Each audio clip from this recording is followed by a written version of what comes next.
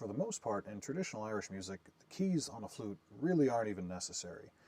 There are some great keyless flutes out there. Obviously, the tin whistle has no keys, so you can certainly get away without having the keys on the instrument.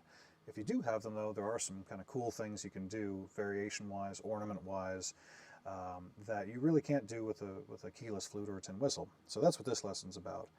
I picked a tune called the Earl's Chair. You may already know that, you may play it already, or you've probably heard it. It's a real common session tune, but it's a very cool one that you can work on some interesting things with the keys. And we'll get to that after I play it first straight through without any ornamentation or without involving the keys, just so you make sure you understand the melody.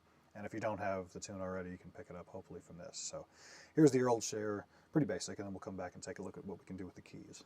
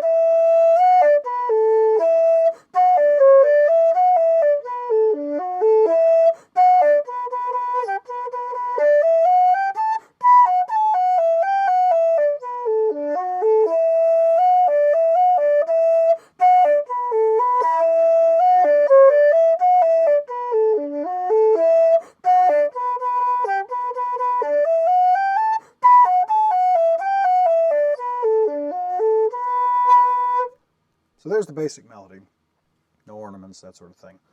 I'm going to kind of run through it here a little bit, and I do a few different things, particularly in the A part is where it jumped out at me, with the ornaments, but also with the keys. I'm going to play it once through, so have a listen at that, and then we'll come back and show specifically where I do that. So a little bit more up-tempo as well.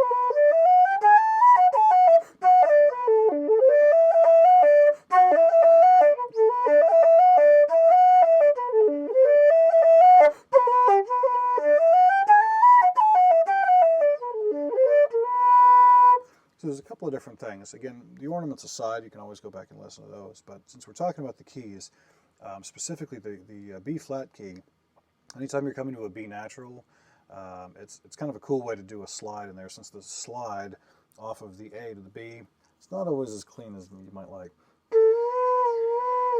Because it's kind of strange pulling your finger this way when your hand is cocked like this. Now, if you're playing across the flute, you may have better luck with that slide, but be that as it may. In this case, I'm using the B natural key to make that sound.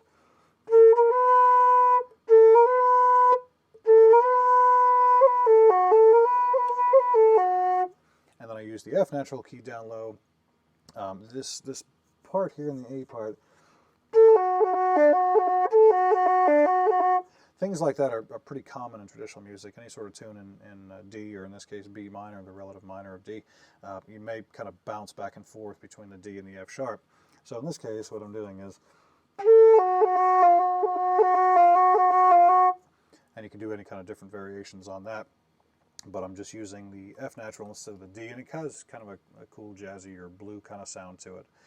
So that's one thing. I'm also working in the G sharp key in the A part, or the B part rather, as we go up high. So you can kind of just use that again, sort of like how I did the B flat key, using that as a slide up to the A. So play around with that and see if that's not something that might work for you. And the best part is you can try and adapt that to some of the other tunes that you might already be playing.